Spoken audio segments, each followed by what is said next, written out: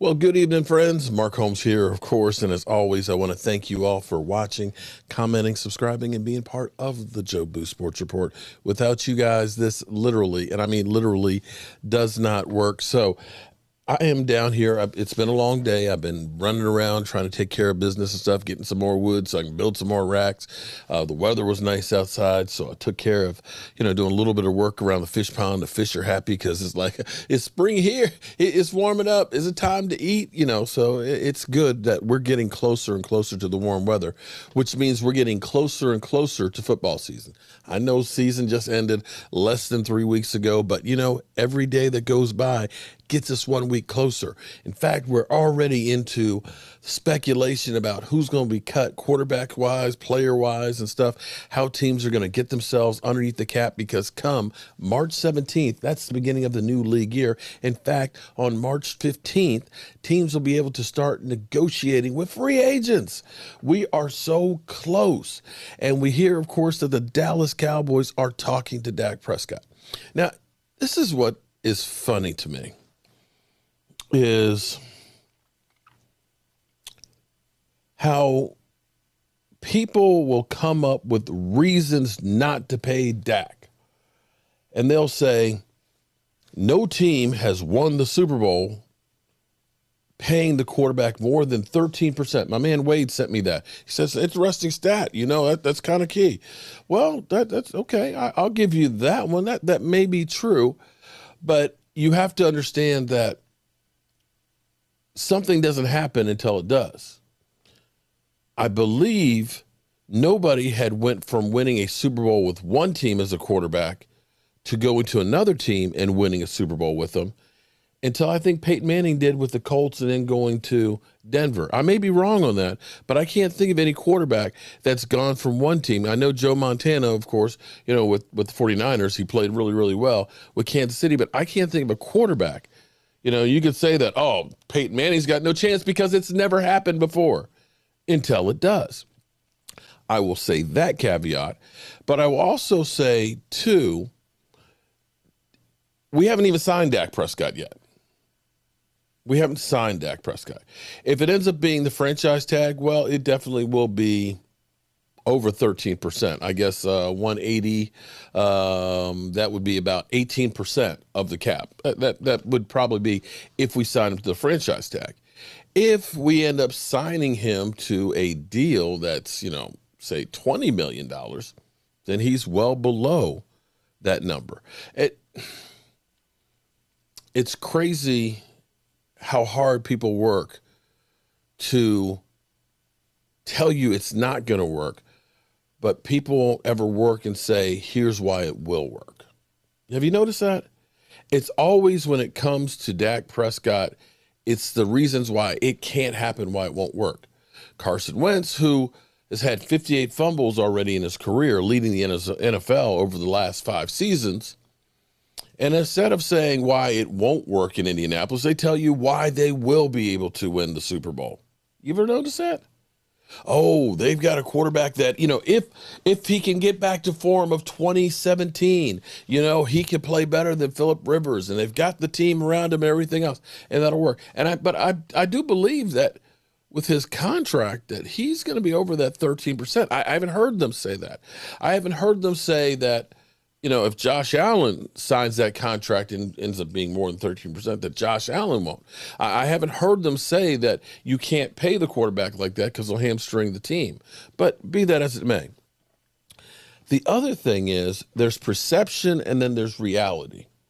And too many times we hear somebody's perceived idea versus what is actually reality. And we look at him and we say, well, that's a name that I recognize. This must be credible. And that's not always the case. Sometimes people will have different agendas. They want to get people to click. They want people to listen. More times than not, when somebody says something crazy or off the wall, people will literally say, did you hear what this, could you believe? And people watch. When they put out what it may really be, it's not so sensational.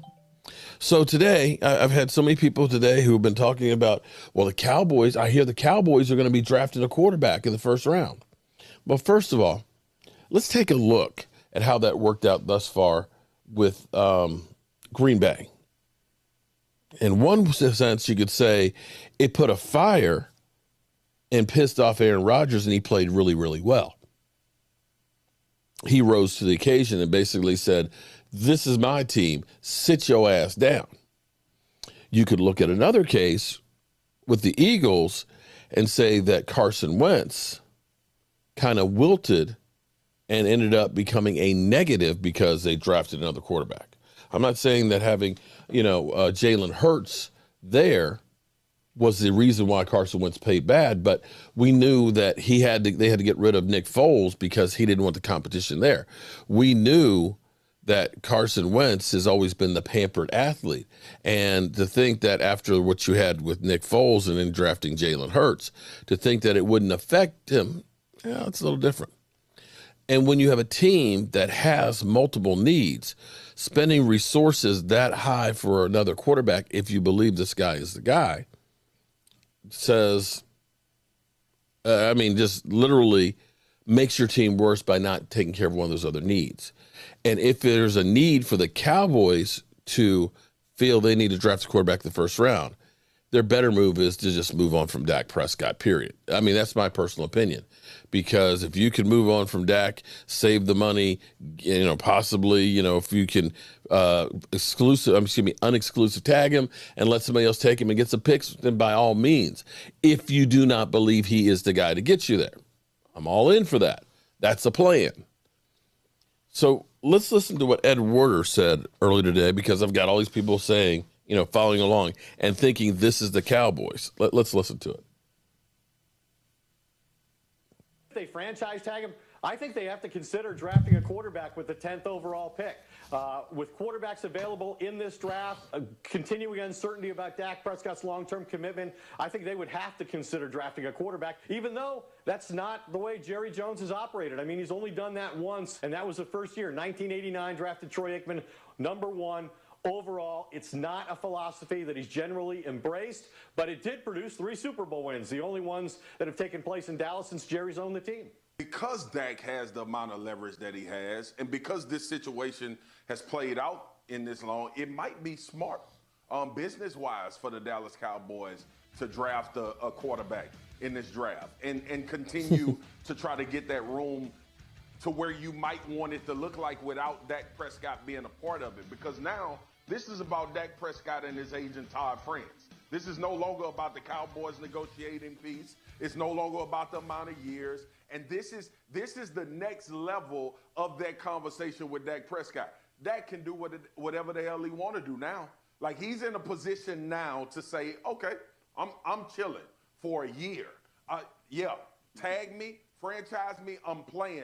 But next year, you got to come see me, or I'm going to see about one of these 31 other teams in the NFL. Mm-hmm. That's the conversation now. It's no longer about, can Jerry and Dak get it done, and what will it look like, and what will the terms be. That was last year. They went over the terms, 5 or 4 years. Dak wanted 4. Todd France's agent wanted 4. They decided not to sign anything. This is all about whatever Dak Prescott and his agent once. Now, here's where, again, I say perception versus reality. You'll notice that Ed Werder literally says, not once, but twice, I think the Cowboys have to consider. Let me say again, I think the Cowboys have to consider. He didn't say the Cowboys have told me that we're considering a quarterback. We haven't heard that sources say that the Cowboys are interested in drafting a quarterback. So it goes back to what Ed Werder thinks. Perception versus reality. And as long as you're not hearing anything from the Cowboys camp and the Dak Prescott camp, the negotiations are going on okay. When you start hearing from one side to the other, it's talking and speaking in the public, when they start speaking, not Ed Werder's, not Adam Schefter or, Ian Rappaport. When you hear the Cowboys come out with a statement, or Todd France, that's when you need to start worrying. Right now, that's just speculation and starting some stuff. This goes on the lines of Mike Ferrello or Ferrio saying there might be a tape of Des Bryant out there. 10 times worse than Ray Rice.